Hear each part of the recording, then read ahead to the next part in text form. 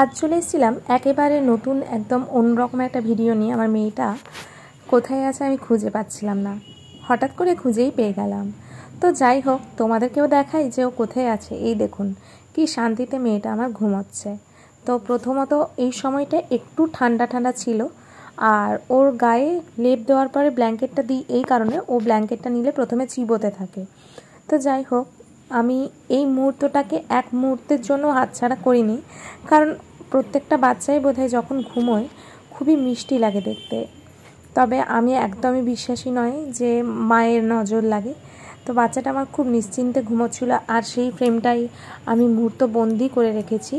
তো আসলে শীতকালে ও একদম কিছুই গায়ে রাখতে চায় না। তো প্রথমে ওর গায়ে লেপটা রেখেছিলাম, দেন ব্ল্যাঙ্কেটটা উপর থেকে চাপিয়ে দিয়েছিলাম।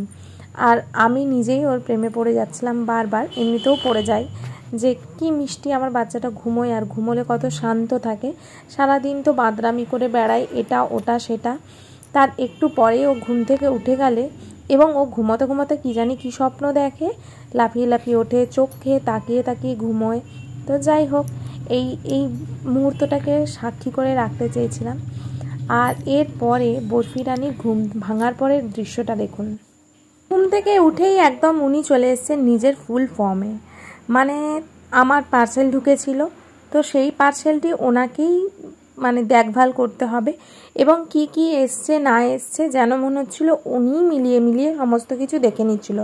যদিও ঘরের রানী মশাই, সরি আমি ভুল বললাম, যদিও ঘরের হর্তাকর্তা বিধাতা রানী, তো ওনাকেই সমস্ত কিছু দেখভাল করতে হয় এবং ওনাকেই সমস্ত কিছু খোঁজ খবর নিয়ে রাখতে হয়। এবার আমি বলছিলাম কি যে তুমি মালগুলো মিলিয়ে মিলিয়ে প্রোডাক্টগুলো দেখে নাও যে সমস্ত কিছু ঠিকঠাক আছে নাকি। সত্যি সত্যি উনি বসে বসে সমস্ত কিছু দেখছিলেন এবং কি এসছে না এসছে তদারকি করেই যাচ্ছিলেন।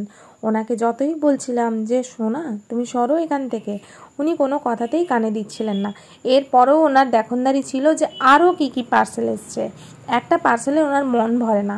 যাই হোক, এই পার্সেলের যে কাগজগুলো আছে এরপরে উনি ওইটা নিয়ে খেলাধুলা করবেন। তো এখন একটু ইন্টারেস্টটা কম, তার কারণ হচ্ছে এই পার্সেল থেকে ওনাকে সমস্ত কিছু দেখভাল করতে হবে, কারণ মহারানীর অনেক কিছু দায়িত্ব রয়েছে। এই ঘরের যত কাজ ওনাকেই দেখতে হয়, সব কিছু তো আমরা ঠিকঠাকভাবে দেখে রাখতে পারি না, তাই জন্য ওনাকে দেখনদারি করে রাখতে হয়। তো যাই হোক, এই রকম কর্মকাণ্ড আমাদের অনেক অনেক হ্যাপি রাখে সারাদিনে। আর এরপরে উনি এইটাতে দাঁত বসানোর জন্য অনেক চেষ্টা করছিলেন, বাট আমি তখনও দিইনি, তার কারণ একটাতে দাঁত বসালে প্রোডাক্টগুলো, এরপরে উনি পার্সেলটা খোলারও চেষ্টা করছিলেন, কিন্তু নতুন বইটা নিয়েও তাকেও ছাড়েনি। আমার যে ক্যাটলগটা ছিল সেই ক্যাটলগের ওপরও ওনার হাত চলে গেছিলো। তো যাই হোক, এখন রাগারাগি করে গেছিলো। তো রাগারাগির পরে ওনাকে মাথা ঠান্ডা করে বোঝানো হলো যে তোমাকে একটু পরে আমি ওই কাগজগুলো দেবো, তুমি একটু শান্ত হয়ে বসো বসো। তো যাই হোক, মহারানী বসা হলো না, এরপরে উনি সোনা খুঁড়তে লেগে গেলেন। ভিডিওটা ভালো লাগলে একটুখানি ভালোবাসা দিয়ে যাবেন। টাটা।